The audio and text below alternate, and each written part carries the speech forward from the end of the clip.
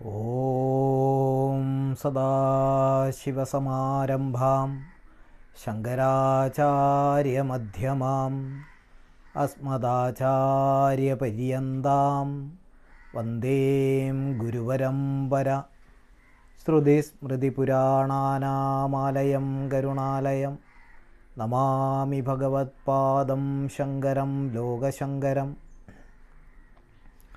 എല്ലാ സജ്ജനങ്ങൾക്കും വിനീത പ്രണാമം.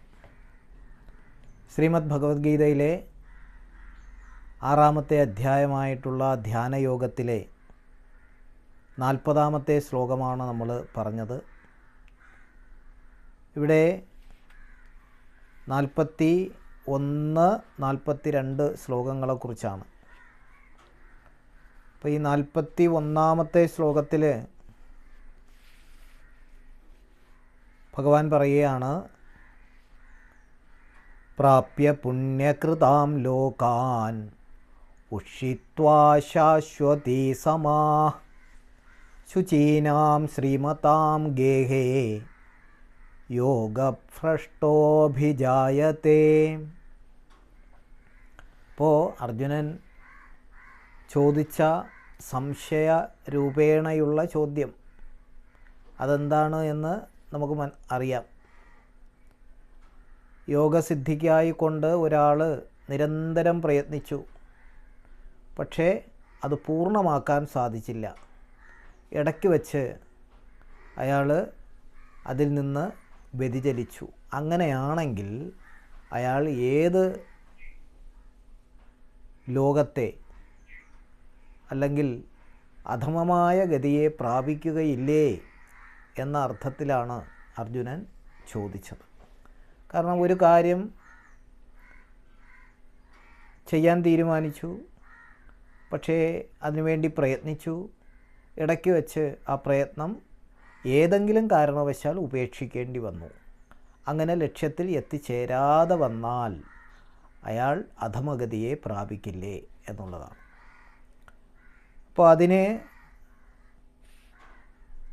ഭഗവാൻ പറഞ്ഞു, അയാൾക്ക് പരലോകത്തിലും അതുപോലെ തന്നെ ഈ ഇഹലോകത്തിലും നാശമുണ്ടാകില്ല.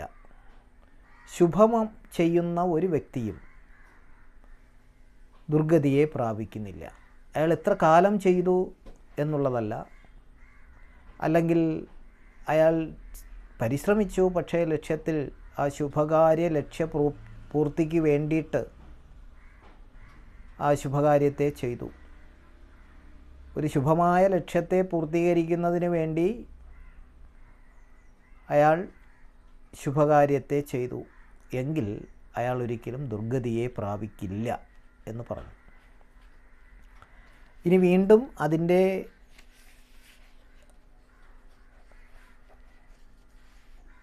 കൂടെ തന്നെ ഭഗവാൻ പറയുകയാണ്,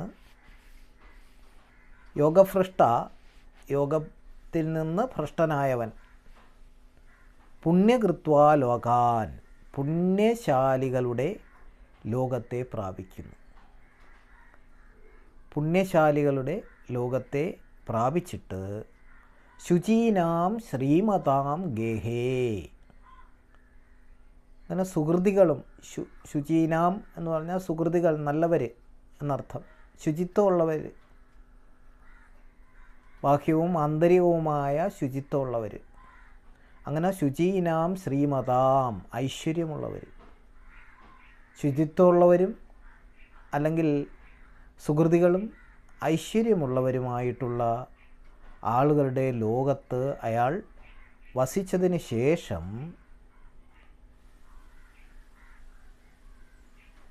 അഭിജായതേ, വീണ്ടും ജനിക്കുന്നു. അപ്പോൾ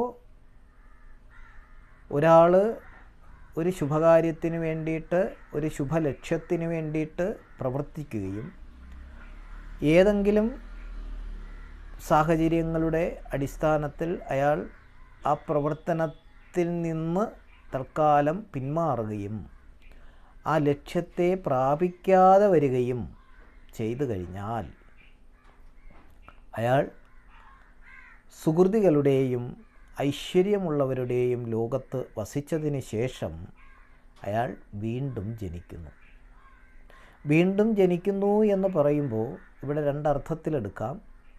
ഒരു ജന്മത്തിൽ തന്നെ അനേകം ജന്മങ്ങളുണ്ട്. അത് നമ്മുടെ ചിന്തകളുടെ, നമ്മുടെ പ്രവൃത്തികളുടെ അടിസ്ഥാനത്തിലാണ്. ചിന്തകളിലൂടെ ഉരുത്തിരിയുന്ന പ്രവൃത്തികൾ, ആ പ്രവൃത്തികളുടെ അടിസ്ഥാനത്തിലാണ് അയാൾ വീണ്ടും ജനിക്കുന്നു എന്ന് പറയുന്നത്.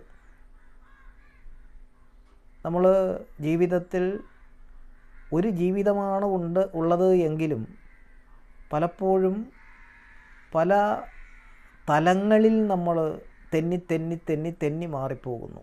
പല തലങ്ങളിൽ. അത് പ്രവൃത്തികളുടെ അടിസ്ഥാനത്തിൽ അയാളെ നമുക്ക് പല തലങ്ങളിൽ എന്ന് പറയാം. ഒരു പ്രവൃത്തി ചെയ്തുകൊണ്ടിരുന്നു, പിന്നെ അത് മതിയാക്കിയിട്ട് മറ്റൊരു പ്രവൃത്തി ചെയ്തു. ഇപ്പോൾ ഒരു ആൾ IPS-കാരനായി അയാൾ പോലീസ് വിഭാഗത്തിൽ ജോലിയെടുക്കുകയാണ്. അങ്ങനെ ജോലിയെടുക്കുന്ന സമയത്ത് അയാൾ പോലീസ് എന്ന വിധത്തിൽ അയാൾ അവിടെ ജനിക്കുന്നു. അതിനുശേഷം അയാൾ വേണമെങ്കിൽ IAS എടുക്കുന്നു. പഠിച്ചു ആ ജോലി ചെയ്തുകൊണ്ടിരിക്കുമ്പോൾ തന്നെ IAS എടുക്കുന്നു. അങ്ങനെ ആ ജോലി ഉപേക്ഷിച്ചതിന് ശേഷം അയാൾ കളക്ടർ എന്നുള്ള തലത്തിലേക്ക് വരുമ്പോൾ അവിടെ മറ്റൊരു ജന്മമാണ്.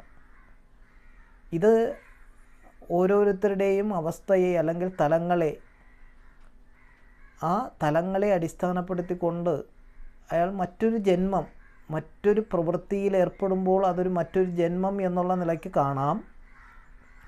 അല്ലെങ്കിൽ ശരീരം വെടിഞ്ഞതിന് ശേഷം വീണ്ടും ജനിക്കുന്നു, പുനർജന്മം എന്നുള്ള നിലയ്ക്കും എടുക്കാം. രണ്ട് വിധത്തിലും നമുക്ക് ഇവിടെ ഈ ശ്ലോകത്തെ എടുക്കാം. അതിനുശേഷം 42-ാമത്തെ ശ്ലോകത്തിൽ അതിൻ്റെ തുടർച്ചയായിട്ട് പറയുന്നു, അഥവാ യോഗിനാമേവ കുലേ ഭവതി ധീമതാം ഏതദ്ധി ദുർലഭതരം ലോകേ ജന്മ യദീദൃശം. ഇനി അല്ലെങ്കിൽ ധീമതാം കുലേ ഏവ ഭവതി, ബുദ്ധിമാന്മാരുടെ കുലത്തിൽ തന്നെ അയാൾ വീണ്ടും ജനിക്കുന്നു. ഒന്ന്, കർമ്മത്തിൻ്റെ അടിസ്ഥാനത്തിൽ, അയാളുടെ പരിശ്രമത്തിൻ്റെ അടിസ്ഥാനത്തിൽ അയാൾ മുന്നോട്ട് പോകുന്ന സമയത്ത് സ്വാഭാവികമായിട്ട് സുകൃതികളുടെയും ഐശ്വര്യമുള്ളവരുടെയും ലോകത്ത് ആ തലത്തിൽ അയാൾ ഉയരുന്നു. അയാൾ അവിടെ ജീവിച്ചിട്ട് വീണ്ടും അയാൾ ജനിക്കുന്നു എന്ന വിധത്തിൽ നമ്മൾ നേരത്തെ പറഞ്ഞു. ഇനി അല്ലെങ്കിൽ അഥവാ ധീമതാം കുലേ ഏവ ഭവതി, ബുദ്ധിമാന്മാരുടെ കുലത്തിൽ തന്നെ അയാൾ വീണ്ടും ജനിക്കുന്നു. ബുദ്ധിമാന്മാരുടെ കുലത്തിൽ അയാൾ വീണ്ടും ജനിക്കുന്നു എന്ന് പറയുമ്പോൾ അത് പുനർജന്മം എന്നുള്ള നിലയ്ക്കാണ്.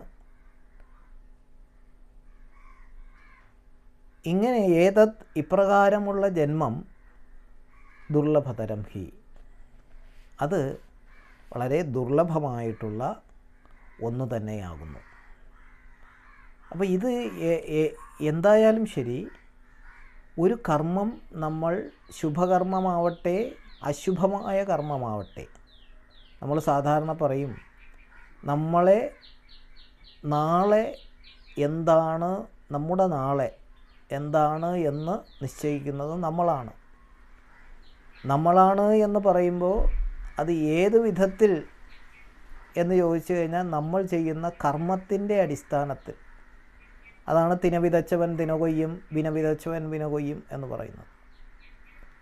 നമ്മൾ ചെയ്യുന്ന കർമ്മം, ഇന്ന് ചെയ്യുന്ന കർമ്മം എന്താണോ ആ കർമ്മത്തിൻ്റെ സ്വഭാവത്തിനനുസരിച്ചുള്ള ഫലമായിരിക്കും അടുത്ത വരും ദിവസങ്ങളിൽ അല്ലെങ്കിൽ വരും കാലങ്ങളിൽ അല്ലെങ്കിൽ വരും ജന്മങ്ങളിൽ എന്നൊക്കെ വേണമെങ്കിൽ നമുക്കെടുക്കാം നമ്മളായിത്തീരുന്നത് എന്നുള്ളതാണ്.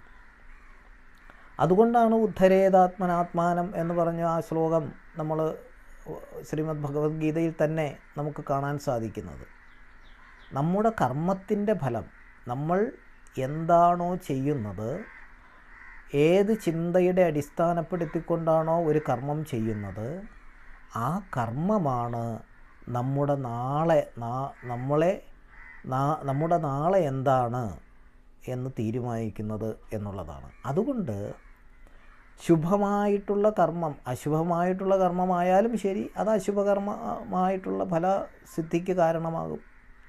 ഇവിടെ ശുഭമായിട്ടുള്ള കർമ്മം ശുഭമായ ഒരു ഫലത്തെ അല്ലെങ്കിൽ നാളെ ശുഭമായ ഒരു കാലത്തെ നമുക്ക് കാട്ടിത്തരും. അതിന് യാതൊരു സംശയവുമില്ല. അതുകൊണ്ട് ഇത് ചെയ്യുന്ന കർമ്മം പൂർത്തീകരിക്കപ്പെട്ടോ എന്നുള്ളതല്ല, ആ ലക്ഷ്യത്തെ പൂർത്തീകരിക്കുവാൻ വേണ്ടി അയാൾ എത്ര കാലം ശുഭമായ കർമ്മങ്ങൾ ചെയ്തു എന്നുള്ളതാണ് പ്രധാനം. അതുകൊണ്ട് അല്ലയോ അർജുന, അങ്ങനെ ഒരു സന്ദേഹം നിനക്ക് വേണ്ട. അതിനെക്കുറിച്ച് നീ ചിന്തിച്ച് ദുഃഖിക്കേണ്ട ആവശ്യമില്ല. കാരണം നീ ചെയ്യുന്ന കർമ്മം അതിൻ്റെ സത്കർമ്മമാണെങ്കിൽ അതിനനുസരിച്ചുള്ള സത്ഫലമുണ്ടാകും. അത് നമ്മുടെ നന്മ നിറഞ്ഞ ഒരു കാലഘട്ടത്തിലേക്ക് നമ്മളെ നയിക്കും. പരാജയപ്പെട്ടു പോയി, ലക്ഷ്യത്തിലെത്താൻ പറ്റിയില്ല എന്ന് പറഞ്ഞിട്ട് നമുക്ക് അതിലേക്ക് ദുഃഖത്തിൻ്റെ ഒരു നിഴൽ അവിടെ പടർത്തേണ്ട ആവശ്യമില്ല. ശുഭകാര്യം ചെയ്തുകൊണ്ടിരിക്കുക, ശുഭകർമ്മങ്ങൾ ചെയ്തുകൊണ്ടിരിക്കുക, ശുഭമായ ലക്ഷ്യത്തെ ലക്ഷ്യമാക്കിക്കൊണ്ട് നമ്മൾ മുന്നോട്ട് പോകുക. അതുകൊണ്ട് അല്ലയോ അർജുന, നിൻ്റെ ഈ സംശയം അത് അനാവശ്യമാണ് എന്നാണ് ഈ ശ്ലോകത്തിലൂടെ നമുക്ക് മനസ്സിലാകുന്നത്. നമസ്തേ.